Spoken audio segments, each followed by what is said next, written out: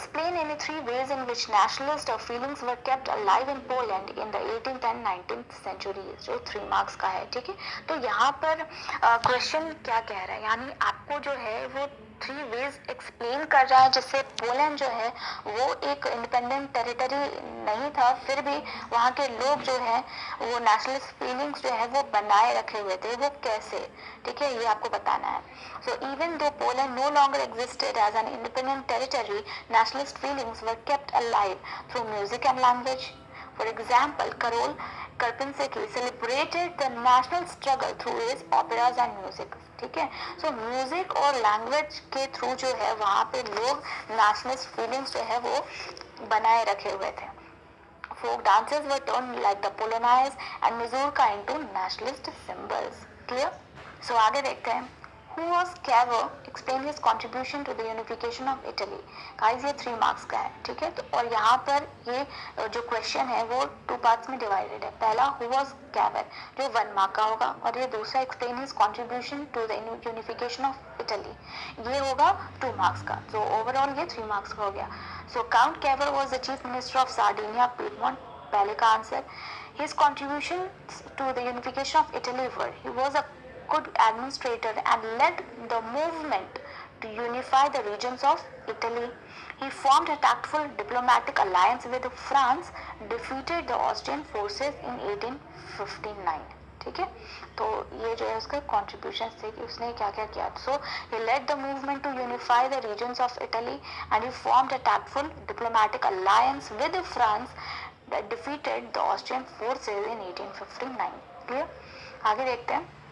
Explained in the 3 provisions of the Treaty of Vienna of 1815, 3 marks का है। तो आप यहाँ पर 3 provisions जो है वो आप यहाँ पे लिख सकते हो। Like the Bourbon dynasty was restored to power, the kingdom of the Netherlands included, Belgium was set up in the north, Genoa was added to Piedmont in the south, Russia was given part of Poland, while Prussia was given a portion of Saxony. Clear? आगे देखते हैं। Explaining 3 features of Napoleonic code. Guys 3 features of Napoleonic code. Feudal system was abolished, serfdoms and manorial dues were abolished, it ruled out privileges based on birth, established equality before the law and secured the right to property. ठीक है, आगे देखते हैं। Ideas of national unity in early 19th century Europe were closely allied to the ideology of liberalism. What did it mean for the middle class in France? ठीक है, so national unity जो है, जो उसके ideas थे Europe में, they were closely allied to the ideology of liberalism. ठीक है, सो लिबरलिज्म जो था वो अलग अलग सोशल ग्रुप्स के लिए अलग अलग मायने रखता था। So what did it mean for the middle class in France, आपको एक्सप्लेन करना है 3 मार्क्स में, तो आप 3 पॉइंट्स दोगे यहाँ पे, जैसे मैंने यहाँ पे 3 पॉइंट्स दिया। For the new middle class liberalism stood for freedom for the individual and equality of all before the law. तो न्यू मिडिल क्लासेस के लिए लिबरलिज्म का मतलब क्या था? It stood for freedom for the individual, यानी हर इंसान का फ्रीडम होना चाहिए, and equality of all before the law, और सभी लोग जो है वो इक्वल होना चाहिए कानून की नज़र में। Politically it emphasised the concept of government by consent, it stood for the end of autocracy and clerical privileges, constitution and representative government through parliament. Clear? आगे देखते हैं। The first clear expression of nationalism came with the French revolution in 1789। Examine the statement, यानी सबसे पहले जो nationalism की शुरुआत हुई थी वो फ्रेंच रेवोल्यूशन से ही हुई थी। वो कैसे, यानी कि लोगों के मन में जो है ये सेंस ऑफ कलेक्टिव बिलोंगिंग कैसे क्रिएट हुआ, कैसे डेवलप हुआ। तो French revolution brought the very idea of liberalism among the people. The idea of la patrie, the fatherland, les citoyens, created a sense of collective belonging and equality before the law for all citizens. The Easter General was re-elected by a body of active citizens and was renamed as General Assembly. New hymns were composed, oaths were taken, and martyrs were commemorated, all in the name of the nation. New tricolor flag was accepted and the royal flag was rejected. New administrative laws were introduced. Internal custom duties and dues were abolished and uniform measurement systems were introduced with uniform currency. As French was spoken and written in Paris, so it was declared as a national language. So all this created an expression of nationalism among French people. Moreover, French nationalists declared that it was the work of France to remove dictatorship of monarchy from Europe. ठीक है, सो ये 5 marks के questions guaranteed पूछे जाते हैं, तो आप इसे हमेशा अच्छे से याद रखिएगा, ठीक है, और आई होप कि आप अच्छे से इसे आंसर भी करके आओगे. Thank you, wish you all the best. Let's start. First question. When France sneezes, the rest of Europe catches cold. Comment on the statement. This statement was a remark by Metternich, the Austrian diplomat or duke. How should you answer this question? The 3 points that the examiner looks for are the following. First, the ideas of liberty and democratic rights. Abolishing feudal systems spread from France to other parts of Europe after the French Revolution. This was the first evidence that France is the center for all Europe.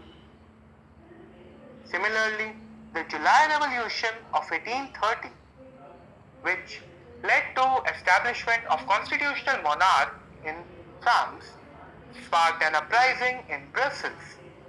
It led to Belgium breaking away from United Kingdom of Netherlands. The events of February 1848, which you might recall declared France as a republic, led to growing popular unrest in Europe. People now began pushing their demands for creation of nation state. If you write these points in your answer, there is no stopping you from achieving full marks on this question. Next question. Explain 3 features of landed aristocracy of Europe. I know that you haven't heard these words in my module before, but it finds a mention in NCERT, so I found it interesting to include this in questions. So, the class of landed aristocracy was socially and politically dominant class of Europe. They owned estates in the countryside and also the townhouses. They spoke French for the purpose of diplomacy and high society. Their families were often connected by ties of marriage. This powerful aristocracy was, however, a small group. These are the points mentioned in the NCERT notebook. Hope you have noted these. Let's focus on another question. This one is really big. How did the French artist Frédéric Soreau visualize his print, the dream of worldwide democratic and social republics?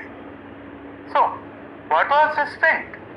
This was a series of 4 prints developed by Frédéric Soreau, a French artist, in 1848. It was his dream of a world made of democratic and social republics. However, this was a utopian vision. You don't know what utopian is? Let me clarify. Utopian basically refers to a vision of society that is so ideal that it is unlikely to actually exist. This is the print by Frédéric Soreau. Have a closer look. This is the Statue of Liberty. Christ and angels are having a look over this scene. The print. People of Europe and America, men and women of all ages and social classes, marching in a long train and offering homage to Statue of Liberty as they pass by. This is the long chain. So what is symbolized? It symbolized unity, and the other nations were following footsteps of America, which was already a nation state. Liberty, bearing the torch of enlightenment and charter of rights of man. It symbolized that the people will achieve liberty. If not given, they will rebel. Foreground. Shattered remains of symbols of absolute institutions. It symbolized revolt against autocratic monarchies and victory. Leading the procession, way past Statue of Liberty, are the US and Switzerland. US and Switzerland are already nation states. France has just reached statue, followed by Germans. It indicates that France had achieved democracy.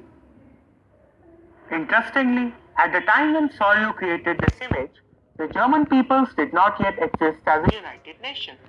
So, Germany was on its way to be formed as a nation state. Christ, saints, and angels gaze upon the scene. It indicates fraternity among the nations. Next question. Explain the role of women in the liberal revolutions.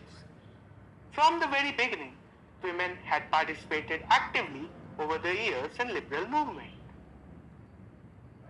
They had formed their own political associations, founded nationalist newspapers, and took part in political meetings and demonstrations.